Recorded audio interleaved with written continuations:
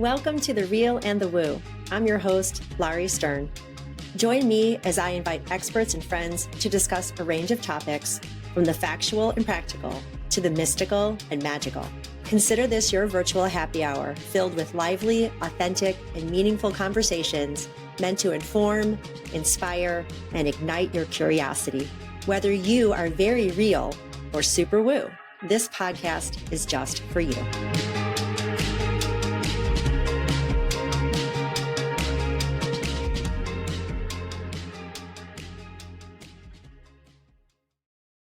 Welcome to The Real and the Woo. I'm your host, Laurie Stern, and today we're going to have a party because I'm here with Evan Cudworth, the party coach. Hi, Evan. Oh, thanks for having me. Thanks for finding me. You found me. It's one of those things where people have stopped sending letters pretty much through the mail. So whenever I get a letter, I'm like, oh, someone's actually communicating. So when I got your email, it was that same feeling of someone found me and took the time to reach out.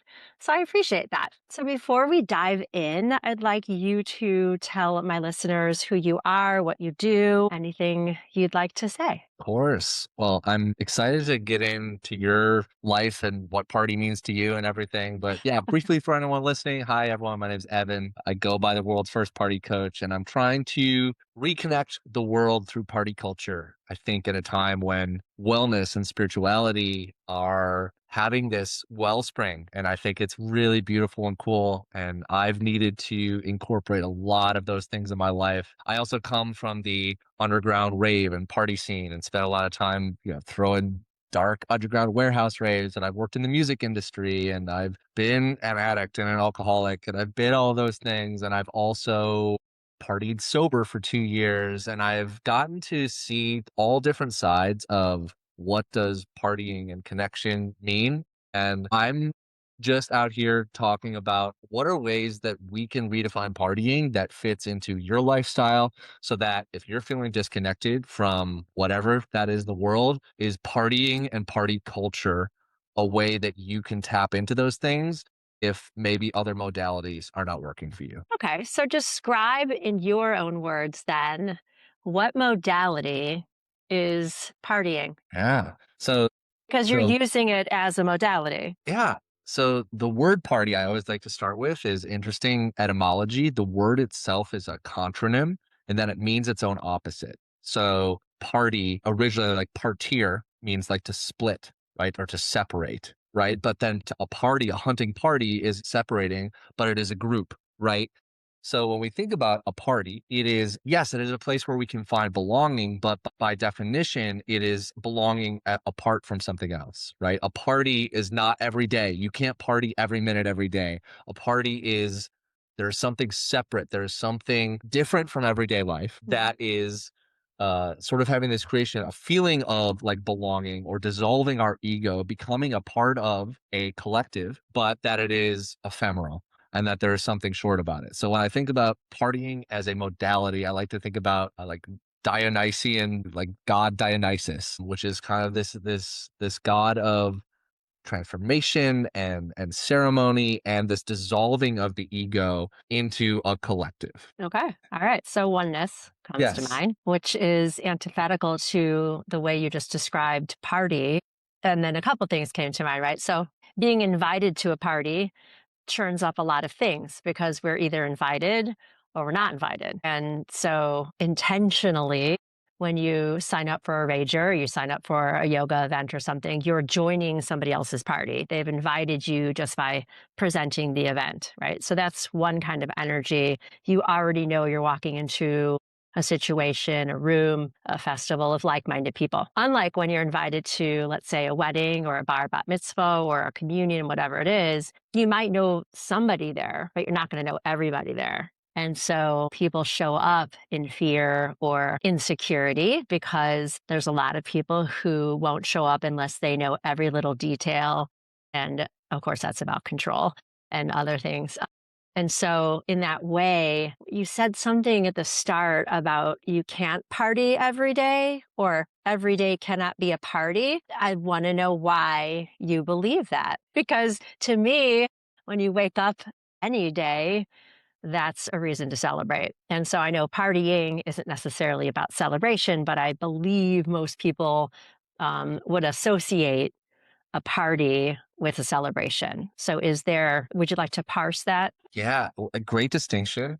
And a way to maybe think about this is if we're talking about oneness and spirituality, we are in these bodies and we're having this experience here. If we can't be in our crown chakra all the time, we cannot be Mhm. constantly attached to good vibes only and all these things. We are experiencing these feelings of separateness and of these visceral physical things that we get to experience on a day-to-day basis.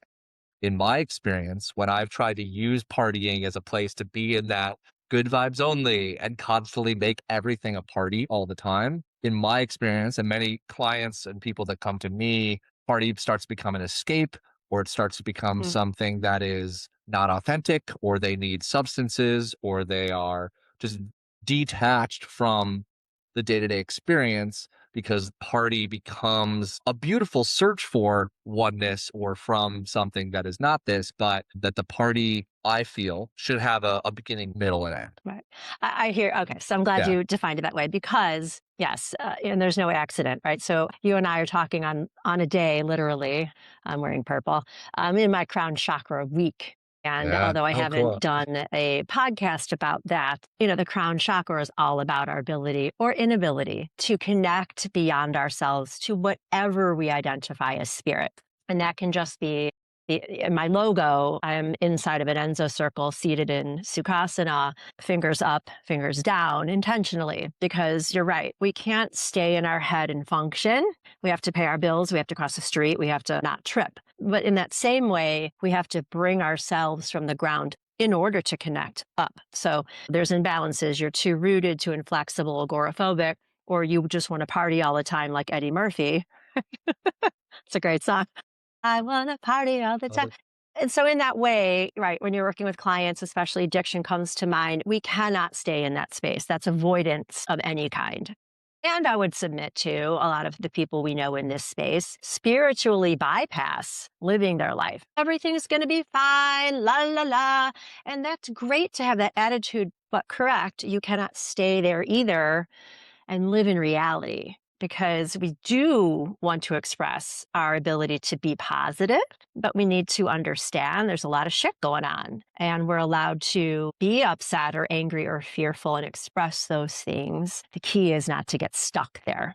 So, because you're a coach, could you describe through your brand how you, again, use this idea of party with clients? yeah. So one of the things that I use, it's a 7 stage method. It's called the party within. We And connect on the chakras with the of 7. yes, and, like, unbeknownst to me, this started to evolve before I was even deep into more of my, like, chakra and yoga journey, but what I attempt to guide people through is not to a particular definition of, like, this is what party means to you, but through questions. How do you redefine through these 7 stages? The first stage is detoxifying positivity, which is about removing the things that you might think this is where positivity needs to come from, or this is where I'm reaching for it. So this can be everything from social media algorithms to the food or substances that we're imbibing to the types of people or where we get validation and reinforced about what positivity is. So the small talk that you have with your friends who are maybe just reinforcing this very shallow idea of positivity for you. What does it mean to step back from that and start to detoxify some of the ways that positivity might be keeping you stuck in? The word enabling's coming to mind. Yes, Yeah. yes, So we surround ourselves with the people who are going to make us feel good and or won't challenge us because yes, that's easy. And then we know as practitioners, you can't grow from that space. yes. Yeah. And this has been probably one of the more painful parts of my process and journey is I feel very comfortable and happy and validated. I feel like the party scene and being around music and raves and festivals and being in that space to me it's what I love more than anything in the world, and I do believe that I have learned and it's been an arena for me to grow and change. But the great journey of my own over the last 5 to 7 years that I've been on has been one of meditation and quietness and groundedness and being able to be with others in an environment that is not that type of environment. That has been a beautiful challenge for me. And so that's why when I talk about this process, although it's a little frustrating, the process is meant to be one of self-definition for my clients and people that are going through it, of that it can be approached from both sides. I have people that are very introverted, maybe scared of those types of environments. And then I also have a lot of people who are maybe a lot more comfortable in those party environments, but both can receive something by going through this process. Okay. So that's fascinating. There's a lot to unpack there. You mentioned identity. How we identify ourselves is often how the group with whom we hang sees us. And then we change. Maybe you were surrounding yourself with a bunch of people who did substances, and then, of course, you made the change not to. So, right there, you're changing your friend group, most likely, and how they view you. Evan, the party guy, oh, he's high all the time, or whatever. How is he going to ever have any fun if he's not drunk? Whatever that is. And so that puts us in fear. And that happens with a lot of people. I'm not an addiction specialist by any means. And please, anyone out there dealing with any substance issue, please go seek professional treatment. And people like us can help you energetically, certainly as a 1-2 punch. But the way we identify ourselves is so important to uncrack. I do a whole meditation with my clients. I call it the mirror meditation. And if you just sit in front of a mirror and imagine all the labels that not only people call you, that you call yourself, human, son, brother, whatever that is. And when all that's stripped away, we are divine beings having this human experience. And so when we strip away that identity, we really do get to the raw, yummy nugget of who we are meant to be and then build back up from there. And Yes. so for your personal journey, I'd love you to take us through how much you'd like to share. I don't need to know your rock bottom unless that's part of your journey, but when you made the intentional switch from that guy to this guy, and was that when this program became downloaded, or had you been considering it prior to this switch? I'd like to know that. Yeah. So the stage two of this party within process is actually called make peace with ghosts. And it's similar to this mirror, but I have clients and myself envision and kind of characterize these versions of ourselves and kind of see them almost as like the Harry Potter ghosts that are up in the thing. There are these characters that have full lives and maybe made some mistakes and others, but these characters that are, yes, a part of us and perhaps will never cease to be a part of us. Although we can, as we grow and expand and move in different energies, that we can make peace with those elements. And I will say my journey has been one of being able to make peace with some of these parts of my identities, and not as some other like modalities and practitioners would be to like bury or kill or make that part wrong. To make peace and integrate those for me has led to a fuller lifestyle. But I resisted that for a long time.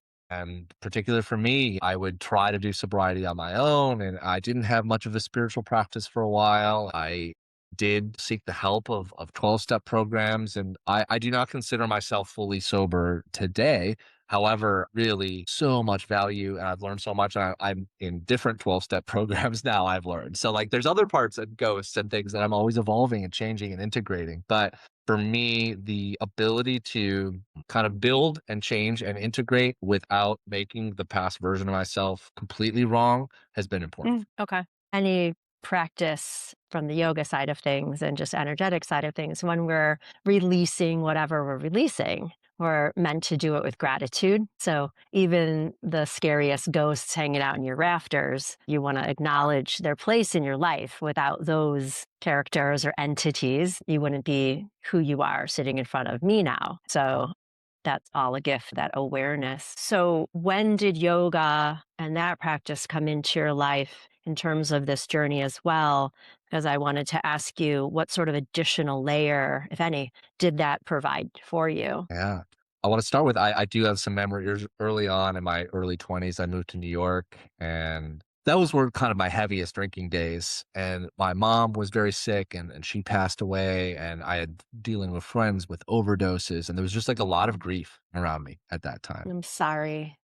And I remember I started going to this little gym on the Lower East Side, and in the basement, there was a Friday night yoga class that a Russian woman was teaching. And I convinced some bros to go down there. And I remember us trying to do headstand, the very masculine way that you first approach yoga. And I remember even coming after a happy hour, coming to one of those classes drunk. And I remember just with the grace and humor with which this teacher met us and also set some boundaries for us and created ways for us to connect with it. So I just want to speak to like gratitude for somebody met me in that chaotic point in my life. And yoga wasn't really part of my life for a while until I moved to Los Angeles. And I remember wanting sort of some different things for New Year's one year. And there was a yoga studio by us that had a New Year's Eve evening. And it was like doing meditation and yoga there and just feeling like this euphoria. We did some rituals and letting go rituals on a New Year's Eve and waking up the Mm. next morning with this feeling that I'd never felt on a New Year's morning before, which is this true release of my spirit and the gratitude. And it just felt so different and lovely. From there, through my own journey, I was starting to integrate more health and wellness. And a studio that I was going to during COVID asked me to become a teacher. And I went down the journey there. But that was still all quite body oriented. And it's been the last like 4 or 5 years since I've now moved back to the Midwest. And again, I still feel so, so, so beginner in all of this, but I now see all the way back to those first, drunken headstands of something was guiding me to slowly start to integrate these things to today. Okay. So, New York, LA, Midwest, just this evolution. Would you say where you are now has everything to do with because you had an addiction, or do you feel like you'd be here anyway? I remember in high school, I was a overachiever, top of my class, president of everything, needed validation from everything. Actor, cello behind me. I'm a cellist. And I remember thinking, if I don't screw my life up, I'm not going to have anything to talk about. And I Mm, remember wanting an addiction because I wanted to go experience pain in the world. And whether that was the addiction already in my mind and head, which it probably was, I very clearly remember I even have a journal entry of like writing that and almost willing an addiction into my life because I feared I would be too boring. So my addiction has led to where I am today. And I will say my greatest fear for most of my life was that I didn't have purpose or that I wouldn't have purpose in the world. mm. And I feel completely opposite today. I feel serene and purposeful. And even in my most chaotic days, I'm really grateful because I've had great teachers and people that have supported me. But with my clients and what I've done in the world, I feel so proud and exactly like where I'm meant to be. And I get calls and DMs every day from people all around the world who are interacting with my very imperfect way of showing up. And they're making changes in their lives. And it's the best. Yeah. I say in my classes, we're all perfectly imperfect because we are. Okay, so here's a good question for you because you mentioned DMs and you mentioned coming from a place of less than. So there was definitely a hole, even though you were this high achiever, whether you knew it or not, your body felt like you were kind of faking it, imposter syndrome, whatever. When you get those DMs telling you how you've impacted people or how amazing you are or whatever it is, has it matched? Or do you still get that initial hit of me? Really? And how long did that take? Or was it right away? Like, yeah, I'm living my dharma. This is my purpose. I'm so glad people really see me and understand me. And that validates who you are without needing to fill a hole. Yeah. Let me just check in on that for a second. I do feel when I get those DMs, I can receive those. I can receive that from a place of, yes, I'm grateful and I have this here. Now, sometimes I'll try to post a funny video or a thirst trap, or I'll post something where it's like I still have parts of me that are trying to get a little bit of that type of validation. And when I get the likes there, the likes roll in, right? It's like boom, instant. I get a whole bunch of the validation that I think I want. And then I'll go back and look at that and I'll get that little wave on the back of my neck. I'm like, ugh, all right, there's still part of you that gets to integrate some of this because you're still seeking to fill some of this with something else. Well, I think that's natural, especially growing a business and Mm.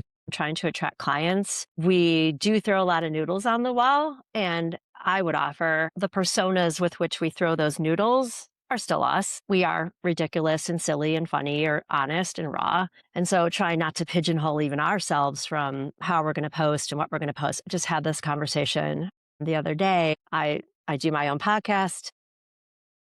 I'm my own practitioner, and yet I've made a schedule, and then I freak out when I'm not sticking to the schedule. And then I have to really catch myself like, that's ridiculous. No one gives a shit except for you, and you're putting too much pressure on yourself. You're making a schedule no one even knows about, you know? So it's funny. And then the other part is too, you and I had this conversation prior to hopping on here, the way the algorithms change as coaches in this space, you and I, it's really important to remind ourselves as we remind our clients if we were basing our value on likes or hits or DMs, we wouldn't be very happy all of the time, especially in a world where we're not even in charge of the algorithm itself. And Geppetto's out there with the puppet master. We don't even know how many there are.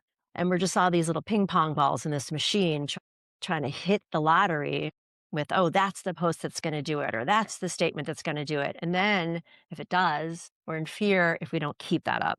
Where really it was just a good serendipitous win that day. So do you find yourself sort of getting stuck in that pattern a little bit, or not much based on what you just said? But that must be part of the work that you do too. Yeah. Yeah, I'm always frustrated by having to feed the algorithm. And also, I've separated myself from that and being able to have this conversation, right? I've learned that whatever's happening on short form media right now, short form content, for whatever reason, my energetic body is just not aligned with creating that content very easily. And I can try to hire people and I can put stuff out there, but maybe that's not the way that I'm made to connect with people right now. And Mhm. this feels so like this is my third podcast today. And it feels good and energetic and happy for me to do this. When I have to make one short form video a day, it can ruin my entire day for 30 seconds of content. And so I'm trying to take that as a signal of, hey, something is moving me in this direction. And then sometimes these turn into clips but oftentimes not. Just having this conversation lights me up with a different story that I can post, right? Or there's some other way that I get to show up because this is sustaining the way that I like to show up. And it's your party for when you're doing it. Well, and it's and Right. it's and it's your party, you Yeah. stepping into this podcast and Yeah. having these We're conversations for you. We're having a party. I Yeah. love that. Yeah, no, for real. And truthfully, you're listening to your body, which is what we're supposed to do. And when you get that little wave, like you said, on the back of your neck, or you just dread the post, you're allowed to not do that and find a way that feeds you in the higher vibe of joy, because that is one of the highest vibes. And just by being your authentic self with me and other podcasts, that's what people are going to resonate with. That's the vibe they're going to feel, and that's what our job is, right? That's the fun part, the party part, in my opinion, of the job, is to see somebody else lit up because of something we've said, or in your case, music you've played. Okay, so I know you started off in the festival space, you said, and now you're still in it, but it's all sober or sober adjacent. So people can show up who necessarily aren't, or is it only for people who are sober? Could you explain? So it is not exclusively sober. In fact, I spent 3+ years doing events that were primarily sober and in that space. And I will say there was a lot of cool stuff and joy and energy there. Although in my experience, it was a type of boundary and a way of setting things up that I think it was trying to recreate something that didn't need to be recreated in that way. There was forced vibes about it. Like, say whatever you will, but I've done a lot of training to show up fully in that space. It was just difficult, and the people would show up for one or two, and then wouldn't want to continue to show up for those types of environments. And I'm sitting in a space right now. with a business partner helping open this space that's kind of a hybrid event space that is like no low alcohol. So we don't necessarily provide it, but some people, if they maybe wanted to bring a little bit on their own, they could. But it wasn't explicitly like a don't do it in this space, but creating an energy and vibe where that is not the primary element there, that seems to really have touched and been excited for people. So I'm always experimenting and growing. And I think a lot of people are working on what this looks like and feels like in the world. I don't have a ton of answers, but through this party within process, what I try to help people find is stages like 5 and 6 are about find your tribe and host your ceremony. So it's about finding what are those versions, those sustainable, repeatable versions of events and tribes and people that are aligned with where you're at right now in your life. Okay. So let's do this if you want to. Do you want to go through your 7 stages? Because we've danced around them, not necessarily in order. And I feel like that would be impactful for people to understand. Sure. And what's it called? Yeah. Yeah. So I think the best way to do this, I'll give a little intro. I'm going to go through all 7 steps and kind of read just like briefly what they are, and then I'll have a question or two for you, and maybe we can dive into each one. So the party within this method is like a 7 stage framework for people who want to move from a kind of a dependent social life into a more like creative social life, right? So you might depend on validation or depend on substances or things like this to moving to one that's more self-generated. So rebuilding your social life from the inside out. So here's the 7 stages. Number one, detoxify positivity. This is about resetting your dopamine and reclaiming your attention. Number two, make peace with ghosts. Let go of past identities, toxic nostalgia, dead friendships, etc. Number three, spark the party within. This is the embodiment one, finding your flow, building habits that are going to sustain you, not deplete you. Number four, drop the armor. This is about those identities and stories and those that armor that we wear when we go into social situations. How do we drop that, building authentic confidence without faking it? Number five, find your tribe, how to start to curate connection and protect your energy around that tribe. Number six, host your ceremony. This is how to build a sustainable, recreatable, maybe monthly or weekly ceremony that you're hosting that you can be inviting people to. And how is that going to sustain? And then number seven, party for life. This is about what happens when that ceremony burns out. What happens when things don't work anymore? When it's exhausted. And how do you ask for help and realizing that while the party is within, you don't always have to be starting that party, that asking for help and finding other people along the journey is going to be really important for sustaining your social life going. So my question for you is, yeah, out of all of those, is there any one of those for you where you feel like, ooh, I'd like to know a little bit more about that, or I'd like a little bit more of that in my life right now? Gosh. Well, while you were going through the list, I was smiling bigger and bigger because it's all connecting with the lens that I use, which is the chakras. And I'm like, Right? this makes so much sense to me. And when people walk through your door, and you start down these steps, my wheels start spinning. It's like, well, that might be hard for some people if got a block in this area or that area, that area. In my life, people who know me know I will dance at the drop of a hat. I'll get on a table, I'll sing, I'll rage it out, and I don't have to be on any sort of substance. I can do it first thing in the morning, throughout the day, put music on, and I'll just go. And so that's there. I guess when you're going through it, because you touched on something. So you're building party from the inside. And one of the things that you said was create your own ceremony. So you create your own ceremony, you gather the people, you're organizing the party. But then when you get to the 7th step, what happens when the noise dies down or there is no party? And then you're asking for help. So is the practice, and this isn't necessarily about me, but is the practice like first learning how to be brave enough to make a party, like an actual like gathering, whatever that is, whether it's dinner, doesn't have to be about music, correct? It can just be anything, Yeah. a discussion, whatever. Yes, but like book clubs is one of the more popular ones that people that I Okay. know do this. Yeah. And then people will either show up or they won't. So that triggers something else. And then when you get to the 7th step, what does that look like? Because now you've been doing the work, right? And now you're supposed to just sort of wait to be invited because you and I talked about our human design before we got on this too. And that's hard for me, but I'm supposed to wait to be invited. So if you could just sort of tell me between those two what that looks like or means, maybe I could answer the question a little better. Yeah. Well, I think this is great for someone that might have that internal confidence and courage that you already have. Like put me in and I can dance and change. But perhaps the courage for us, and this is similar, is you can drop me in the middle of anywhere and I will create the fun. I'll create whatever. But to ask, to be quiet or to wait to be asked to join a party or to do the quiet work on my own or to be in that slower sustainable rest period before I start the next party, that takes a different type of courage for me. So I think the word courage is one that comes up a lot in this party within process. And why I talked about at the beginning is sometimes the courage is going to look like being an extrovert, and sometimes the courage is going to look like being more introverted for people. Mhm. And so for me, the courage of building a way that I show up for the world, that I do get invited, or that somebody wants to take over my ceremony or the party from me, learning the patience and having the patience to not try to fix and change it right away, that's been the struggle for me. Okay. I can connect with that. And it goes back to what you touched on in terms of identity. So I just described myself, just like you said, drop me anywhere, I can make a party. And I always ask to know.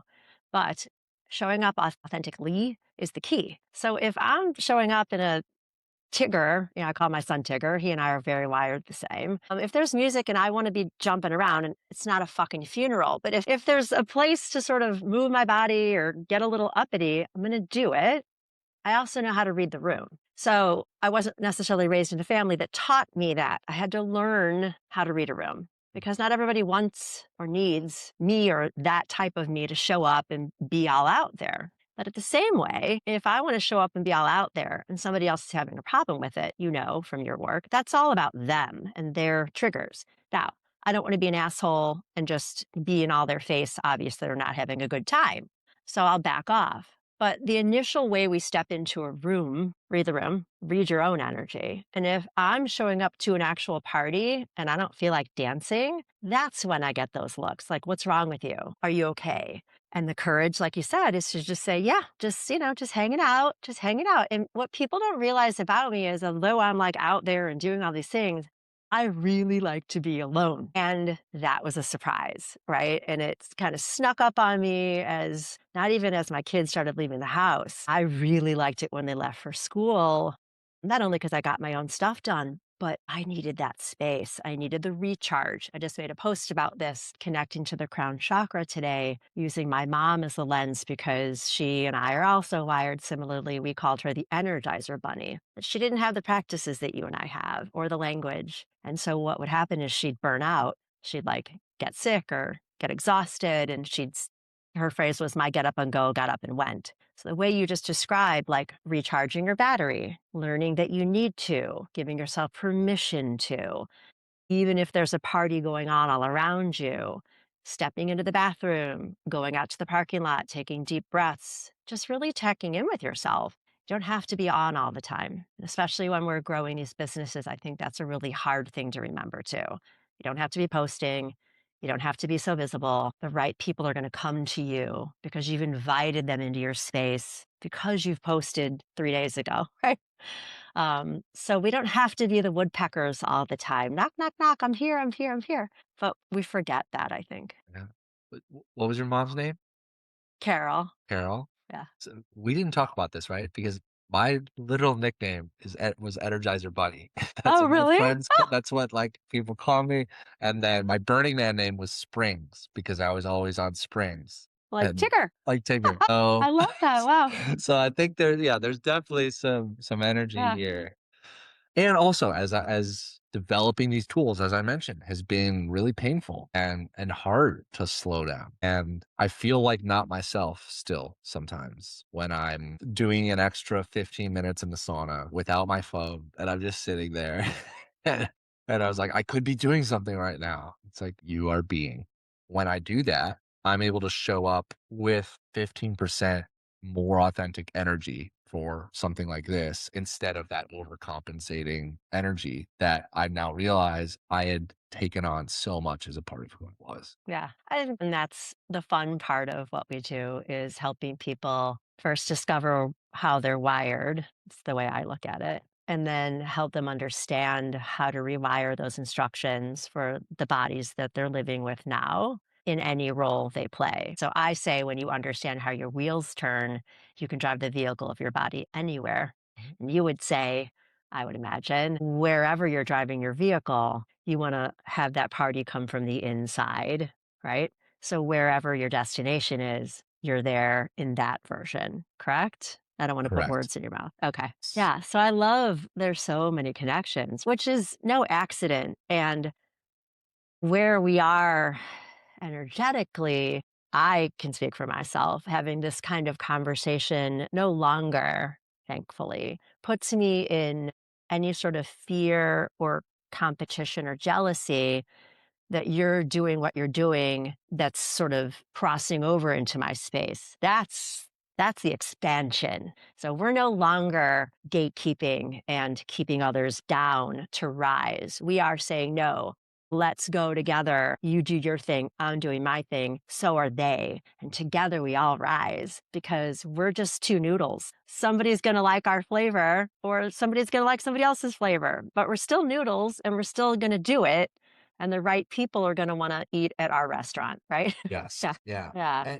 And that there are such different flavors and there's so many just infinite possibilities and archetypes that there's people that really at whatever stage in life they are, they really need to receive this information from you. And there's some people that need to receive it from me. Realizing that I cannot be for everyone all the time. This is really difficult for me too, because that's what I want. I want Yeah. every single person to see and need me because they see how terminally unique that I Yeah. am. Well, and you are. And now it's time for joy on the fives.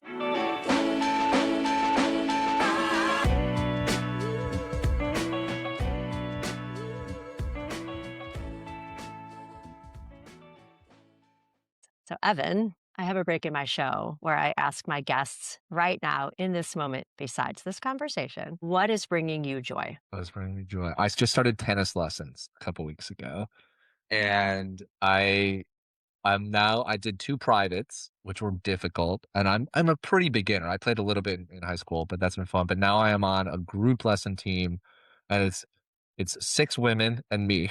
But we had our first lesson yesterday morning, and it was so fun, and I was energized through the whole day of just being in my body and being a little competitive, but being a beginner at something where I'm 39 years old and I'm used to being I've kind of done a lot of things. It just feels good to be a beginner at something again. That's beautiful. You're my first guest who's ever said tennis. And I come from tennis. My husband played tennis. I'm playing pickle now, but it's super fun to move your body in that way. And I love what you said that you're letting and allowing yourself to be a beginner. And that's such a practice also for high achievers who can do a lot. And I feel like we're built kinesthetically that way too. Learn by doing, enjoy doing, but I always like to do things well when I do them. So learning something is hard and then getting better at it is fun, right? Yes. But then giving ourselves grace to make mistakes is important. All right. So, what else would you like to include in this conversation before we end our time? I'm going to put all of your stuff in the show notes, but is there any sort of event coming up for you, or did we not touch on something that you were hoping that we would? So, the stage is yours. I just ask for anyone who's listening to this in the present or in the future that you find a way to let the party within you out and not get too caught up in the narratives of social media is doing this or the government is doing this or like there's so many narratives that you can blame for why you're not having fun or partying. And my invitation is just for today, let that go, call up a friend and go on a walk, like go find a stranger at a coffee shop or a bookstore and ask them what they're reading. Like that to me is the simple action that I ask people to start with. And if you just start to do that a little bit day after day, like this party within you is going to start to naturally come. You don't need my process. You don't need anything else. Like that party is within you, but you have to let go of the narratives that the world is against you or that it's blocking you from things because it will always win out over the party with you. I love that. I just love how you're reframing the idea of party, which is going to be a hard nut to crack for some people. But just striking up a conversation with a stranger at a coffee shop is the very definition, in my opinion, of how you're describing party. You are taking part in Yes. and engaging with and imparting yourself with someone else. So the connection is the party. And the connection to yourself is the way you invite that first guest. And then once you understand that you are your own party, you're whole no matter what, then you can invite others more authentically and successfully to join you. I love that. So thank you so much for finding me and joining me on the Real and the Woo party today. Love it. I love the woo. And I love the real. yeah, thank you so, so much. It's such a pleasure to get to know you a little better, and I wish you so much success and can't wait to see how our roads intersect in the future. And again, everything about Evan will be in my show notes below. And you guys out there, go have a party. Party Thank on. you.